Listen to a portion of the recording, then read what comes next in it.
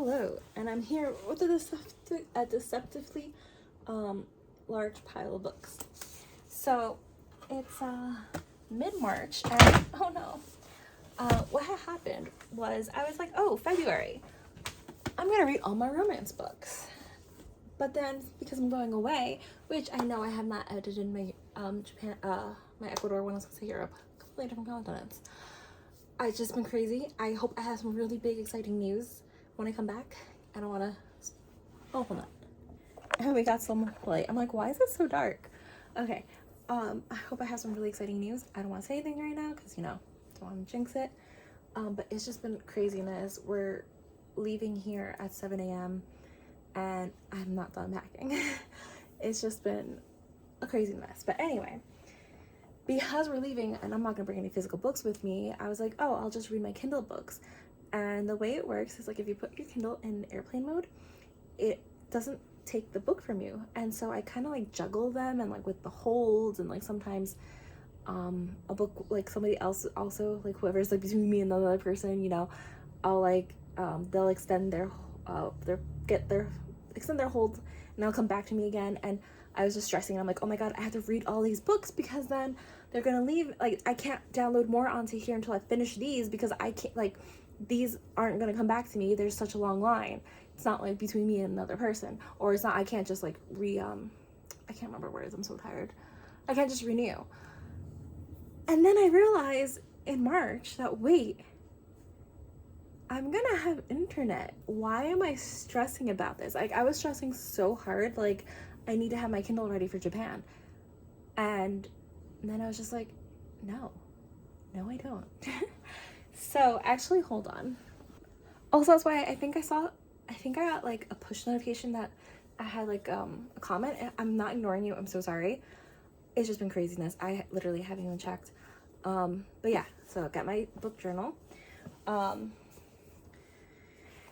so then I realized, no, that's not true at all. I can just stop and read the actual books, the physical books, because I'm not bringing physical books with me. All right, so now that we have that, I did say all of these. So I'm gonna just do like a romance recap, and what's the order? I know it's like this. Okay, so the first one that actually it started with was, and this is why I said it's a deceptively large pile, because this is the same book. It's both, oh my god, this is so heavy. The Courting of Bristol Keats. I definitely like the Owl Crate version better than the Fairy Lutes, but I like the original better. Like the original cover, obviously these are stunning. So I gave it a 3 stars. This is a romantasy. This is definitely a romantasy, and I was not feeling the romance. It was like an enemies to lovers, but there was no chemistry. It just became suddenly lovers, and I'm just like, where did this come from? Why? And there were a lot of good, like the plot itself had a lot of cool, interesting twists that had me trying to like guess, and I really did like that. But then I don't know, it felt like it was very dragged on, and the world building was just not enough for me. Also, I will preface this with, just given like the covers and like the title, I totally expected it to be, and like knowing it's Fae, like being completely otherworldly, the fact that it starts in our world in modern day threw me for a loop. I'm not complaining, that was just my own bias, so that's totally my fault. But yeah, it was just really weird. And then it ends so abruptly. Like, it's not even a cliffhanger ending, because it's like the author's like, all right, that's enough words, I'll continue in the next book. And I'm just like, what? Yeah, I did not like it. I don't think I'm going to continue it, because even though I did end up like reading it really quickly. Oh, and that's something else I want to say. So this is a big book, but I felt like every time I looked up, like I was getting through those pages. I was getting through it quickly, unlike another book that's in here. So it definitely did not feel like too much of a chore. I mean, also, I definitely did skim certain parts because there's only so much of this insta love that I can take. It was just not for me. So the book after that I had read was The Breakup Pact, and this is such a cute edition from Afterlight. I really love it. Unfortunately, I really hated it. I gave it 2 stars, and it's actually really interesting because the books I was reading previously and then these two, well, this one and this one didn't really have a third act breakup, and I'm just like, what is it that I'm not reading these third act breakups?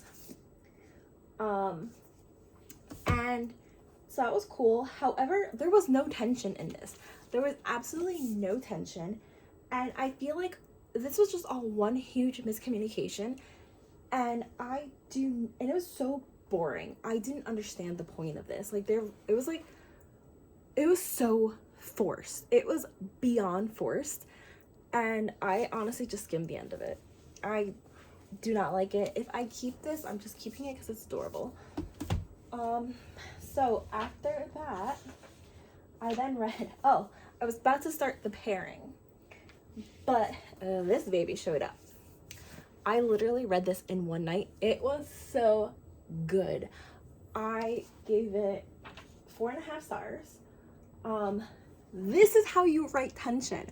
Even though I will admit that part of it is that part of it was a bit of a miscommunication trope, and it did annoy me, and also the best friend here was annoying, and I didn't understand it, and I really thought we were about to get into a poly situation here, but we don't.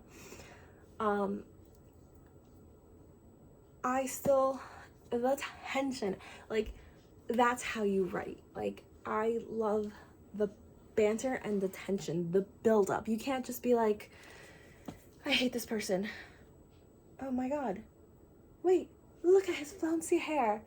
Swoon. No, you have to have like a slow, gradual build up. It's not a quick like this. I hate that. So beautiful, wonderful. I loved it. It was so good. So good. Although it was also definitely a little bit contrived, but because I enjoyed it so much, it's okay.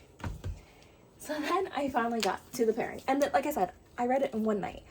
It got delivered at 4 p.m. and I finished reading it at 2 a.m. Anyway, the next book was The Pairing, and I was so excited for this because I had read Casey McQuiston's other one, One Last Stop, and I loved it, so I was so excited to read this. What did I write? Hold on. I gave it a 3 stars, but it's barely hanging on. It's like a 2.75, to be honest. There was so much food writing. Like, if you're a foodie, you'll love this. I am sort of a foodie, but I don't really care, so it was a little bit too much for me. It was a fantastical Europe that was just annoying me. I'm like, nobody's trip is like this. Like, come on now. And honestly, I did not care for either love interest. I thought they were both kind of annoying. Well, actually, no. The other person, the French one, I actually kind of did like him.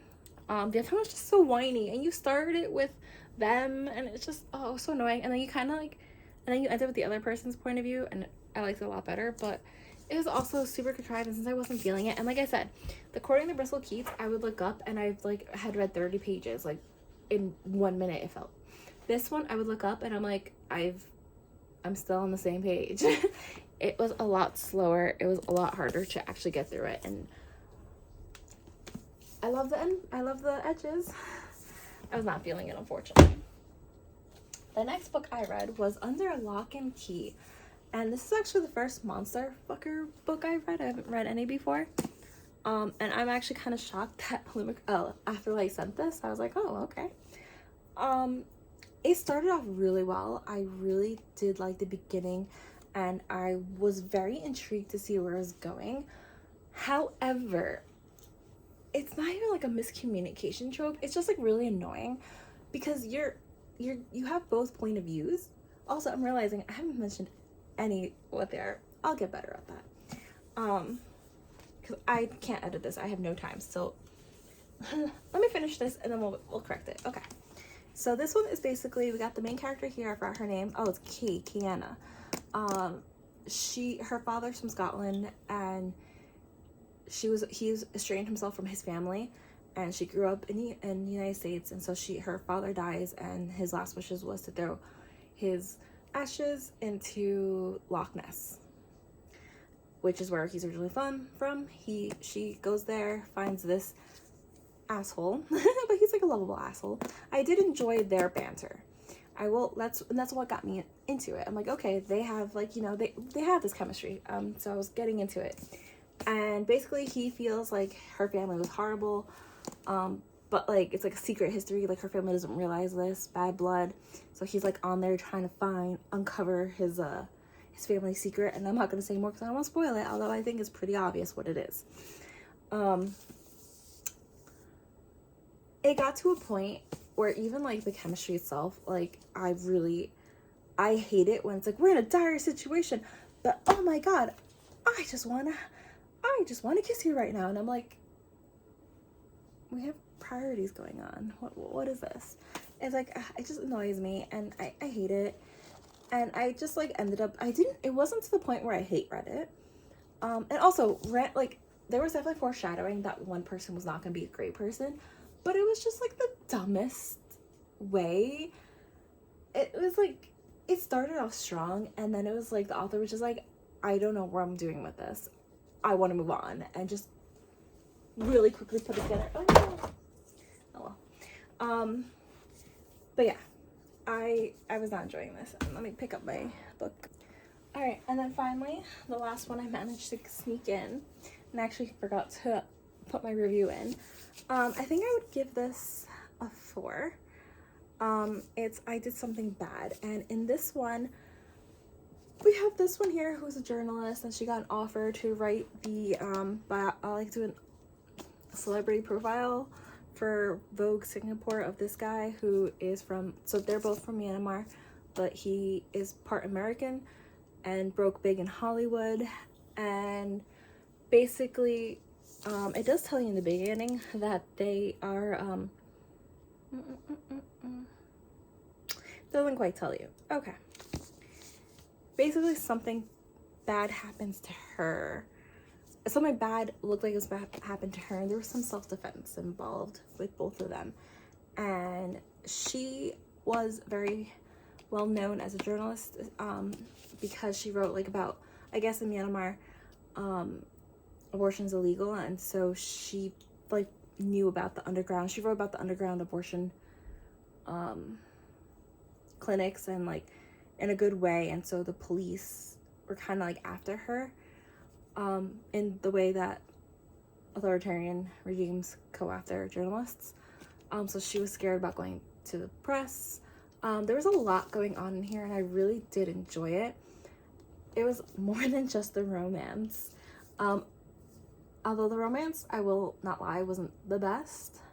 But I still, and oh, that's what killed me. I was really enjoying it until the end, and there was actually a third act breakup in this one. And there was not an under lock and key, or I wouldn't qualify it. It kind of was, but I wouldn't qualify it. This one does have a third act breakup, and I thought it was the stupidest thing, especially after what had happened. Like, no. I don't want to say it because it's spoilers, but like, if she went and did that, like, no. It's the stupidest third act breakup, and I think that's why I'm just like docking points. Otherwise, I really did enjoy this. I read it surprisingly fast. And let me quickly go. So, the pairing, we have this couple here who they were together for a while, and then they were gonna take their first European trip, and they had like booked like this whole tasting thing because they're both foodies. Like, he's a pastry chef. They're a sommelier. You know what I'm trying to say. And then they end up breaking up on the plane. And like, he just up and leaves because of his mom. He has French citizenship. Up and leaves and moves to France. And they're trying to get their shit together. The European food trip that they were supposed to go on, like 4 years later, it's gonna expire. So they're just like, you know what? I'm gonna go book it. Let's do this. He has the same idea. They find themselves on the same bus. Like, really? And to prove that they're over each other, they decide to have a little who can I sleep with more? Who can sleep with who other people more contest. And what could possibly go wrong with that? So that's the premise of this one here. Funny story. I thought the way I heard it described, and especially coming off of Bride, I totally thought this was like a mermaid tale. There is nothing paranormal going on here, but basically we got the main character, female character here, who she was she's a diver who like looked like she was like going for Olympics, all this. She has a really bad fall and she's recovering and like getting back into the sport. Got this guy who is an Olympic swimmer, and but he's from, oh crap, Norway? I don't remember.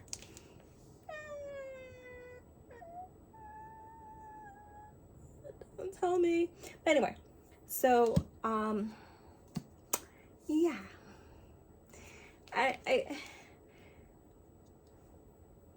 Yeah, they end up getting together because his ex-girlfriend, which again, there's a whole thing there, so stupid, that did annoy me, who's her new best friend, kind of tells them to go together.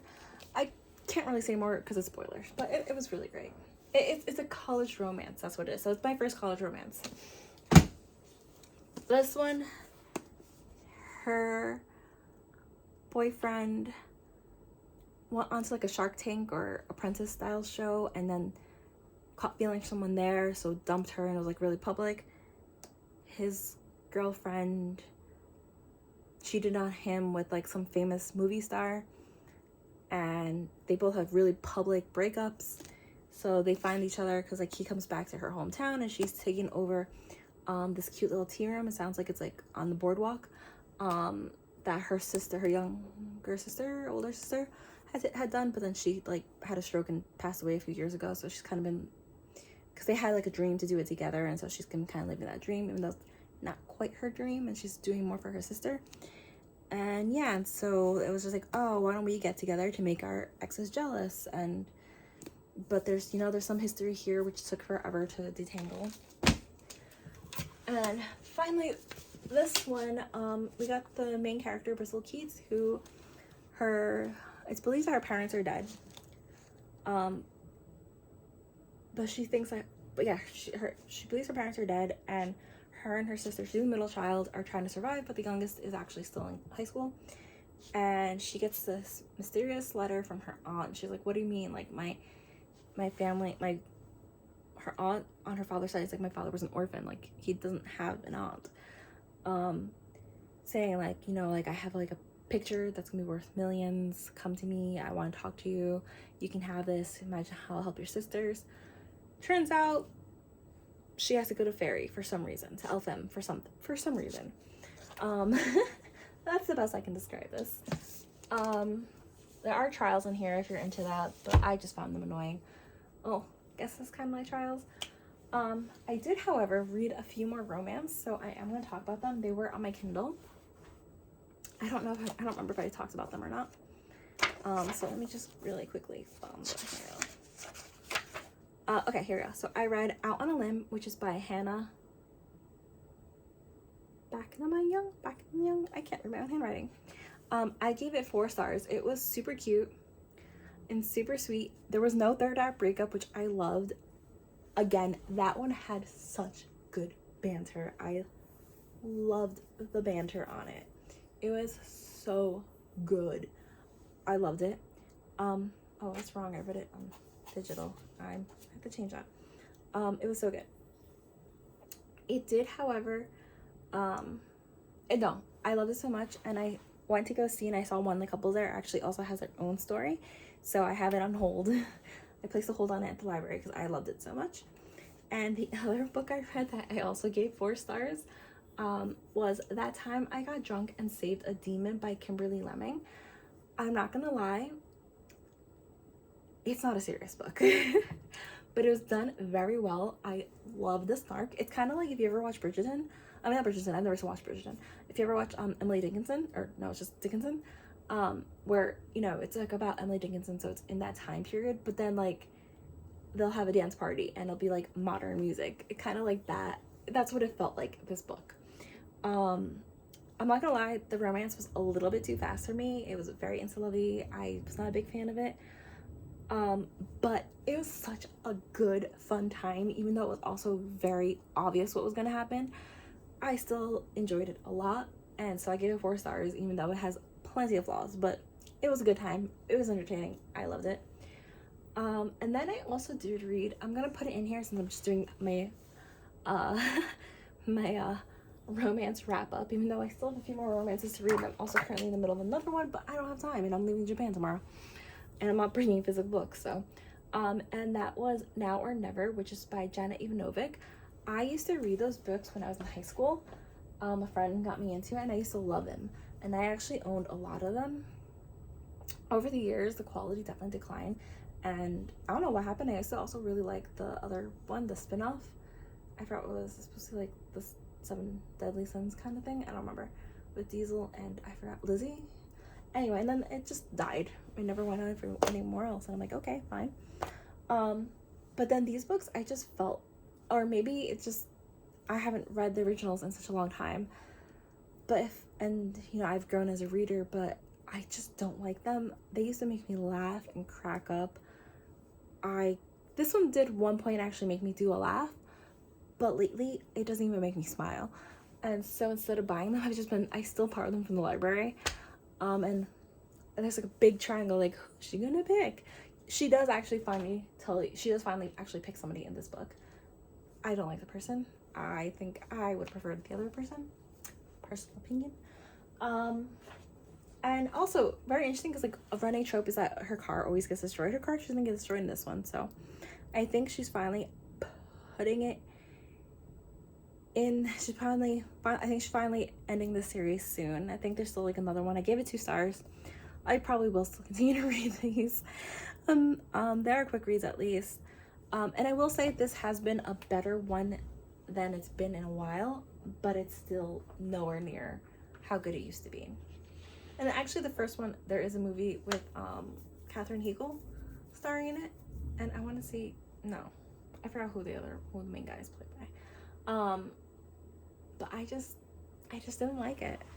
The movie, it was okay. The book, I'm saying, I still didn't like it, and it's just really sad. If I had more time, I'd be like, let me read the first book. Maybe, I always never liked the series. Like, I've changed, and I would never have liked the series if I had started it now. Or maybe it really is decline. I mean, this is like 31 books, I think. Now or Never. I don't remember, because it used to be like each book was a number, and then like in the late 20s, she changed it to actually have a title, and I'm like, yo, why are you doing that? Like, and it still has like the number with like a catchy thing, and I'm like, why are you doing that? But yeah, that's my romance. Because I mean, that's technically like cozy mystery, I would say. But I mean, you still have like the little triangle, so I'm throwing in with the romance as a wrap up. Sorry for being so delayed. I'm so mad. My Owl Crate box is coming tomorrow, but like I said, I'm going to Japan, so my best friend, well, not my best friend, a good friend of mine, so she's gonna come and pick it up. You're not gonna hear from me until May, which is crazy. Or maybe you'll hear from me in April, because we land the 29th. No, you're probably not gonna hear from me till May, because we land the 29th, and April only has 30 days, and that day is probably gonna be intense, because we land on 10 p.m. It's a long but I hope I have good news to share with you, and I'm definitely going to film while I'm in Japan. I have at least the first 2 weeks itinerary laid out because I'm going with my in-laws. We're bringing them, and then they're going home, and we're staying, and we're actually going to go to a few more places that we've never been to before. But yeah, I hope y'all are having a great time. Please let me know. I'm sorry if this is like so disorganized. It's more than usual. I know I'm not really on top of my stuff. I'm trying, but it's been a crazy time. But yeah, I hope y'all are well, and I'll see you in May. Bye.